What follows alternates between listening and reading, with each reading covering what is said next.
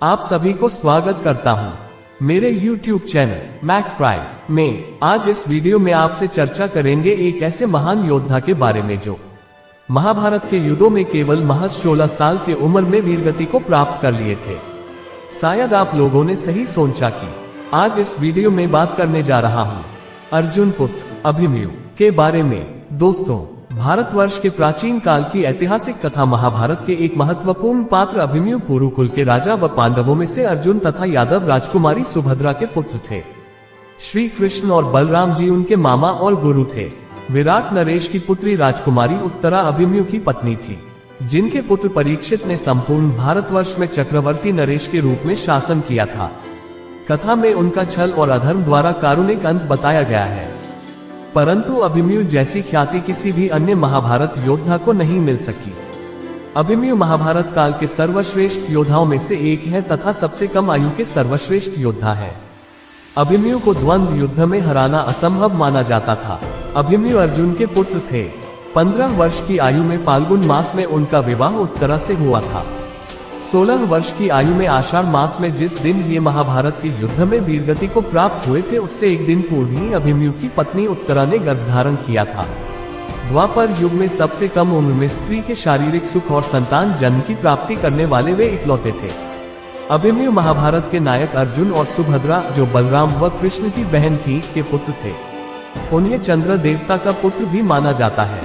धारणा है कि समस्त देवताओं ने अपने पुत्रों को अवतार के रूप में धरती पर भेजा था, परंतु चंद्रदेव ने कहा कि वे अपने पुत्र का वियोग सहन नहीं कर सकते, अतः उनके पुत्र को मानव योनि में मात्र 16 वर्ष की आयु दी जाए। अभिमन्यु का बाल्यकाल अपनी ननिहाल द्वारका में ही बीता। उनका विवाह महाराज विराट की पुत्री उत्तरा और बलराम की पुत्री वत्सला से हुआ। अभिमन्यु के पुत्र परीक्षित, जिसका जन्म अभिमन्यु के मृत्युपरांत हुआ, कुरुवंश के एकमात्र जीवित सदस्य पुरुष थे जिन्होंने युद्ध की समाप्ति के पश्चात पांडव वंश को आगे बढ़ाया। अभिमन्यु एक असाधारण योद्धा थे। उन्होंने कौरव पक्ष की व्यूह रचना, जिसे चक्रव्यूह कहा जाता था, के 7 में से 6 द्वार भेद दिए थे। कथानुसार अभिमन्यु ने अपनी माता की कोख में रहते ही अर्जुन के मुख से चक्रव्यूह भेदन का रहस्य जान लिया था, पर सुभद्रा के बीच में ही निद्रामग्न होने से वे व्यूह से बाहर आने की विधि नहीं सुन पाए थे। अभिमन्यु की मृत्यु का कारण जयद्रथ था, जिसने अन्य पांडवों को व्यूह में प्रवेश करने से रोक दिया था। संभवतः इसी का लाभ उठाकर व्यूह के अंतिम चरण में कौरव पक्ष के सभी महारथी युद्ध के मानदंडों को भुलाकर उस बालक पर टूट पड़े, क्योंकि कोई भी कौरव पक्ष का योद्धा द्वंद्व युद्ध में अभिमन्यु को पराजित नहीं कर सके थे। भगवान बलराम जी के रौद्र धनुष के सामने कोई भी योद्धा, चाहे वो कर्ण, द्रोणाचार्य, कृपाचार्य, अश्वत्थामा या दुर्योधन, कोई भी अभिमन्यु के सामने टिक नहीं सके थे। अभिमन्यु को चक्रव्यूह के भीतर द्वंद्व युद्ध में पराजित करना असंभव था, जिस कारण कर्ण ने छल पूर्वक अपने विजय धनुष से पीछे से वार करके रौद्र धनुष को काट डाला। क्रोधित अभिमन्यु कुछ समझ पाते उठने में ही उनके रथ को द्रोणाचार्य ने प्रहार किया। देखते ही देखते अवसर पाकर सभी योद्धा अभिमन्यु पर टूट पड़े। दुर्योधन पुत्र लक्ष्मण को यमलोक पहुंचाकर अभिमन्यु दुर्योधन के सामने वंश विनाशक के रूप में घृणित हो चुके थे, क्योंकि दुर्योधन के बाद राजा के रूप में लक्ष्मण ही राज्य करते। ऐसी स्थिति में सभी कौरव महारथी के क्रोध, छल और अधर्म का सामना अभिमन्यु को करना पड़ा, जिस कारण उसने वीरगति प्राप्त की। परंतु फिर भी अभिमन्यु ने अंत तक धर्म का त्याग नहीं किया। मामा श्री कृष्ण का एक नाम रणछोड़ भी है, परंतु अभिमन्यु की शिक्षा में उनके बड़े मामा श्री बलराम की शिक्षा अधिक दिखाई प्रतीत होती है। कर्ण ने अंतिम क्षणों में अभिमन्यु को ही सर्वश्रेष्ठ धनुर्धर मान लिया था। वे बहुत अधिक लज्जित थे। अभिमन्यु की मृत्यु का प्रतिशोध लेने के लिए अर्जुन ने जयद्रथ के वध की शपथ ली थी। अर्जुन का सच्चा उत्तराधिकारी अभिमन्यु दुनिया के सबसे महान धनुर्धारियों में से एक थे।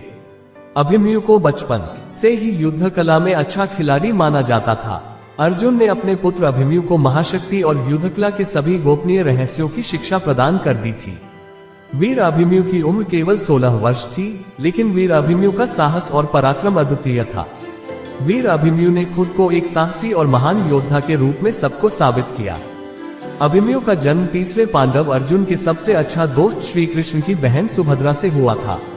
पांडवों के पासा का खेल हारने के बाद द्रौपदी के साथ सभी पांडवों को 13 साल के लिए वनवास भेज दिया गया था।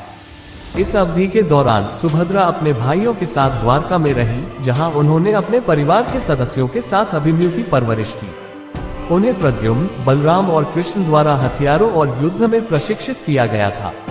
अभिमन्यु को बलराम ने रौद्र धनुष दिया था। पांडवों द्वारा वनवास समाप्त करने के बाद दुर्योधन उनके धन और भाग्य को वापस करने के लिए सहमत नहीं हुआ। इस प्रकार पांडवों को अपना अधिकार वापस पाने के लिए एक लड़ाई लड़नी पड़ी। लोक कथाओं के अनुसार जब अभिमन्यु अपनी मां के गर्भ में था, उसने चक्रव्यूह के बारे में सुना और चक्रव्यूह में प्रवेश करने के लिए आधा ज्ञान प्राप्त किया। हालांकि महाकाव्य में अभिमन्यु अर्जुन से चक्रव्यूह में प्रवेश करना सीखता है।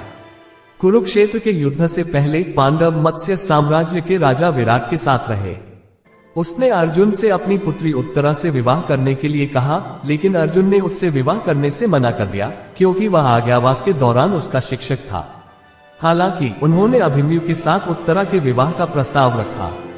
अभिमन्यु उससे शादी करने के लिए तैयार हो गया और उन्होंने उपलव्य शहर में शादी कर ली। शशिरेखा परिणयम नामक एक लोककथा के अनुसार अभिमन्यु ने उत्तरा से विवाह करने से पहले बलराम की पुत्री शशिरेखा से विवाह किया था। मूल महाकाव्य में इस घटना का कोई प्रमाण नहीं है और स्थानीय मौखिक परंपराएं इसे विकसित करती हैं। कहानी बताती है कि अभिमन्यु को वत्सला से प्यार हो गया, लेकिन वत्सला के पिता बलराम चाहते थे कि वह दुर्योधन के पुत्र लक्ष्मण कुमार से शादी करे। अपने चचेरे भाई की मदद करने के लिए घटोत्कच ने वत्सला का रूप धारण कर लिया और लक्ष्मण कुमार के हाथ को घायल कर दिया। घटना के बाद लक्ष्मण ने वत्सला से अपना विवाह तोड़ दिया। इस बीच असली वत्सला अभिमन्यु के साथ एक जंगल में थी जहां उन्होंने शादी की थी। युद्ध में अभिमन्यु अपने पिता की ओर से लड़े। युवा होने के बावजूद उन्होंने युद्ध में बड़ी बहादुरी का परिचय दिया। उसने रुकमार्ग, बृहदबाला, लक्ष्मण, दुर्योधन का पुत्र लक्ष्मण के साथ भ्रमित न होने के लिए दुश्मनारा दुष्यसन का दूसरा पुत्र, 6 परामर्शदाताओं और कर्ण के साथ बालक भाइयों, शल्य के पुत्र आदि सहित योद्धाओं को मार डाला। उन्होंने द्रोण, कर्ण, अश्वत्थामा, कृपा, शल्य, दुर्योधन, दुशासन, वृषभसेन आदि सहित कई शक्तिशाली योद्धाओं से भी लड़ाई लड़ी और उनका विरोध किया। वीर अभिमन्यु पर दुर्योधन, द्रोणाचार्य, कृपाचार्य, अश्वत्थामा, कर्ण, कृतवर्मा आदि योद्धाओं ने एक नन्हे वीर अभिमन्यु पर हमला किया। आक्रमण इतना तेज किया कि वीर अभिमन्यु का रथ भी टूट गया, लेकिन वीर अभिमन्यु ने हार नहीं मानी। 13वें दिन से पहले उन्होंने अन्य 8 या 9 पांडव महारथियों के साथ समूह गठन में अन्य योद्धाओं पर विशेष रूप से हमला किया। उन्होंने भीष्म और भगदत्त जैसे शक्तिशाली योद्धाओं से भी लड़ाई लड़ी। युद्ध के 13वें दिन अर्जुन को शर्मा और त्रिगर्त द्वारा दक्षिण की ओर मोड़ दिया गया था।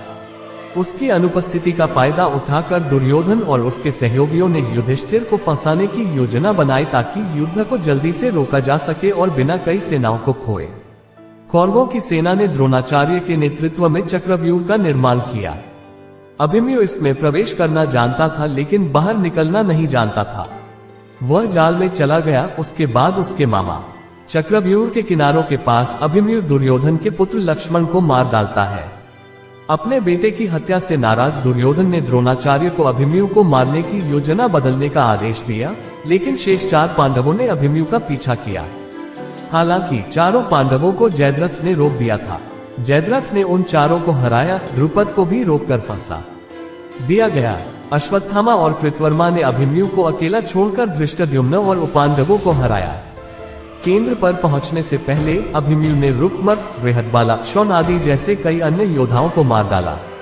अभिमन्यु जाल के केंद्र में पहुंचने के बाद उस पर द्रोण, दुशासन, अश्वत्थामा, कर्ण, शकुनी, दुर्योधन, कृपा, कृतवर्मा, वृषभसेन और द्रुमसेना द्वारा हमला किया गया था।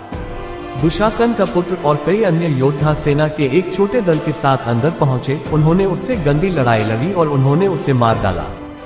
दोस्तों, आज के वीडियो में इतना ही। वीडियो पसंद आया तो चैनल को सब्सक्राइब जरूर करना।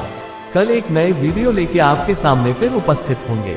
तब तक आप सब खुश रहे, स्वस्थ रहे। इसी कामनाओं से मुझे दीजिए इजाजत।